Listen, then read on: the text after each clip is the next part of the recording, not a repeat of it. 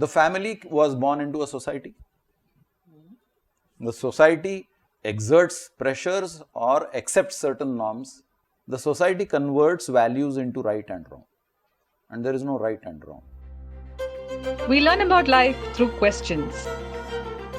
Then is everybody intuitive? Isn't that restricting the growth? How do you find that balance? Is it a verb like work to do? How do we progress and work on that? To answer some of these, Mr. Pratibimb Charitable, founder of Pratibimb Charitable Trust, brings to you Face to Face.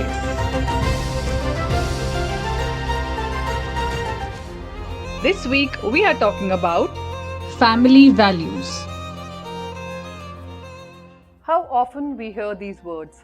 तुमने हमारे खानदान की लाज रख ली, तुमने हमारे खानदान की नाक काट डाली. We hear moral, ethical principles traditionally upheld and passed on generations to generations are family values. So, sir, my first question to you today: what are family values and what do they really mean? Two complicated words. One is family and two is values. So what is family? Today, in today's context, family has got a much wider meaning than what we traditionally understand as a family. Family of like-minded people, family of particular thought process, and then the biological family. So when you say family values, then what are the values?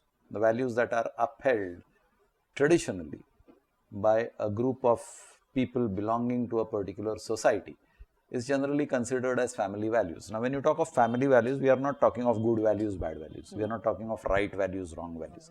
We are talking of certain things which have carried forward from generations to generations and touted as family values. So, if you talk in the Indian context, you have the Brahminical values, or you have the warrior values, or you have caste values. And then when you are trying to pass on these values to the next generation, there is always a dilution. Dilution because of the changing environment, because of the cultural mixes which are facilitated much more easily today than in the past because of ease of transport, sophisticated communication systems. So people get a wide mix of values from different lands. And give you just one example: traditional foods. So you have family foods, particular flavors, like you have a Gujarati thali or you have a Rajasthani thali. They have typical items which adorn their thali. Today, with so many programs that are telecast on foods or cuisines across the globe, all these things have got mixed. So values have changed. Now, again, I reiterate, we are not talking good values, bad values, right values, wrong values. We are only talking of values as upheld or rejected. So you would say thought process, food, ways of living or ways of behaving, all of this would come under family All these are values. Okay. All these are values which are supported or rejected, like dowry system. There was a value in India to that. Who can afford to pay what levels of dowry? That established their status in the society. And it continued for a fairly long time. Today, even today, there are certain communities who still believe in the dowry system, though it is not done as openly as it would have been done in the past. Today, when you say dowry, it is called as a stigma. It is looked down upon. But that's also a value of a particular society that believes in it, that there is, like in Africa, there is a bride price. It's exactly opposite of the dowry system. Like, I'm giving you my daughter, so you pay me money. So these are traditions which came into existence for whatever reasons. It could have been economic reasons, it could have been contractual reasons. And once they come into existence and they are perpetrated over a period of time, like decades and centuries, then they become recognized as a particular cultural trait. Of the family. of the community. Of the community. Of the community. And then when somebody goes against the cultural trait of a community, then you are called a rebel, that you don't respect the values of the community you belong to, or the land you belong to, or the family you belong to. And it is labeled as wrong. So we would think that every family has its own set of values. So actually, who really creates them? The family was born into a society. The society exerts pressures or accepts certain norms of acceptable behavior to that society. For example, you may have a society which believes in vegetarianism. We don't eat non-vegetarian food, so that becomes a value. So now if a girl marries a boy whose family comes from a non-vegetarian eating family background, blasphemy. How can you marry into a family which tolerates non-vegetarian food? So that's not accepted by the community. Their values are strictly vegetarian. So again, the society converts values into right and wrong. And there is no right and wrong. Yeah, for example. But here I would like to ask you, if traditionally a family has been following a certain pattern of eating habits, a certain behavior and certain ways of living, and then somebody new comes into the family and that person defies all of this. So would you say that person is breaking the family values? The family would say that. Yeah, so but if you look at it really traditionally going forward, is that person doing the right thing? Or, I mean, I know again it's not right or wrong, that is what is, but you look at it this way. People believed that the earth is flat. There was a time when people believed that the earth is flat. Nothing wrong in that, because their level of knowledge was as much. limited They to didn't that. know that the earth is actually a globe and it's round. And then some scientist comes forward and says, no, the earth is round. And the whole community says, you're wrong. This is blasphemous. And this cannot be tolerated, and you're trying to teach people the wrong things. So again, the right and the wrong is concept. It's a concept of a collective group, and majority wins. And therefore, when a majority group says this is wrong, then it is accepted by the society as wrong. Whereas there is nothing right and wrong. Either you know it or you don't know it. I know that the earth is round, or I don't know that the earth is round. That's the truth. So when we say values, we assign hierarchy, levels. These are good values, these are bad values. These are top class values, these are low society values. This is us. That you are an untouchable, you can't enter a temple. Who assigned this value? The human beings, the society assigned these values. What is untouchable? Yeah, I can't touch a stone which you have shaped in a particular idol, and you say, oh, this is very holy, I can't touch. And it is from that same stone, which is a representative of the earth, that this body was formed. And you are calling this body untouchable, and that this body cannot touch that stone. Who created that value? The society created. Then we also hear this concept that joint families are better at giving family values. What would you say to that? True. Again, I am not into the debate of right and wrong values. I am in the debate of values. Family values. Values. Yeah, values. Okay. So, suppose you have a child in your house, you and your husband go to work, and you also have your parents in the house, and old uncles and aunts who are brothers and sisters of your parents, or sisters-in-law of your parents, and they are all living together as a joint family. Now, you as a husband and wife have gone out of the house, and you have two children in the house, left in the care of the elderly who are retired people, but they are available in the house. So, at least whatever your family is accustomed to in terms of habits are conveyed to the children. That's true. Suppose these people are not there, as in today's case, the nuclear family, then where are the children? The children are either in a creche, or they are left alone in the house, left to various exposures, social media, society around, their kids, their backgrounds, with no parental guidance or adult guidance.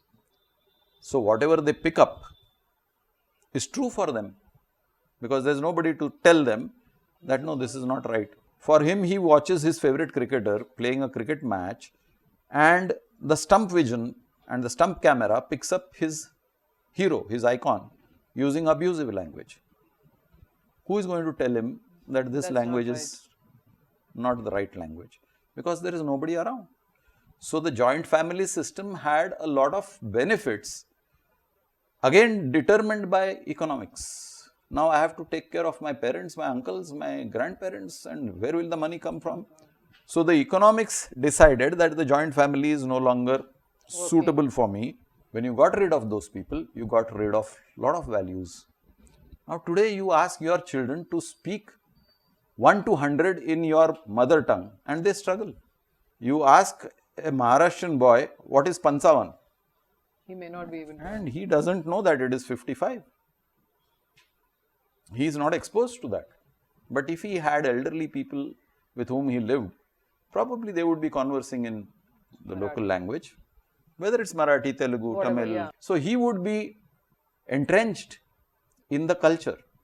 So you would say that family values are very important in the upbringing of children also. In the larger context, no. Now how is that? That's a googly. In the larger context, no, because we are all human beings. So if you look at the larger context, what values are you talking of? Indian values? India is a concept created by human beings. The universe created Earth. There were no maps on the Earth created by whatever powers, you may choose to call it God. No boundaries. Yeah, there were no boundaries. You created the boundaries. You said India, you said Asia, you said Australia. So these are creations of the human being. So in the larger picture, no. Okay. Then you are dividing the human race. When you talk of family values or traditional cultures, you are dividing the human race. But in the existing scheme of things and in the existing laws of the land, so to say, I cannot freely transfer from one country to other without proper documentation. I cannot travel freely as a human. Oh, I am a human being. I am entitled to come into Saudi Arabia. Where is your visa? Where is your passport? So these are all human creations. So when you talk of values, everything is human. And when you say human, then it's definitely not divine. And the only true values are the divine values. The only true values are the universal laws. Ultimately, you are talking of one divinity. Everybody agrees there is one God.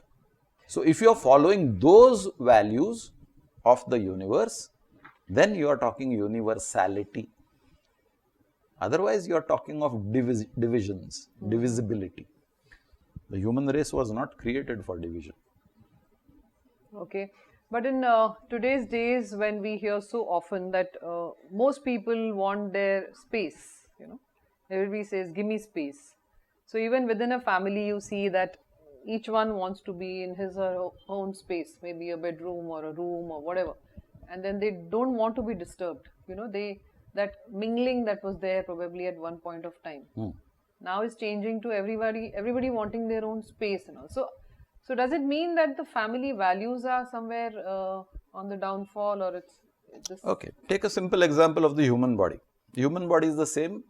For the last millions of years, the caveman was constructed similarly as today's modern man.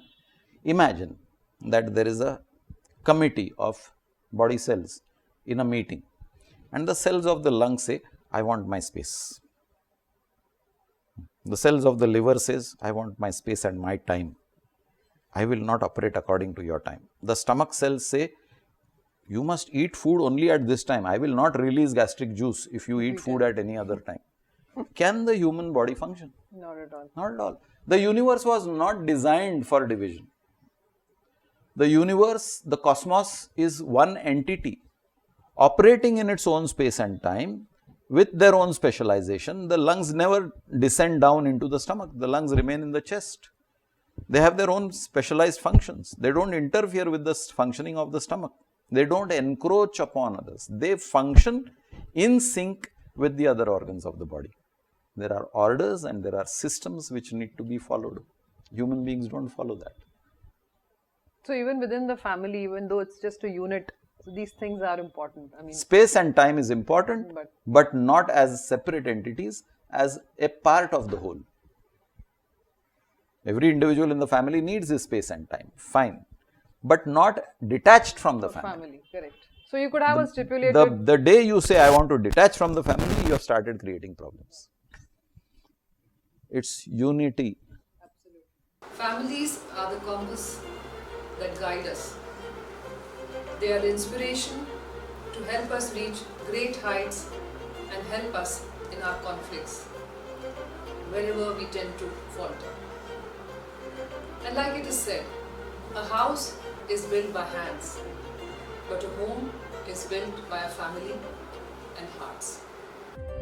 If you have some questions about life, please connect with us.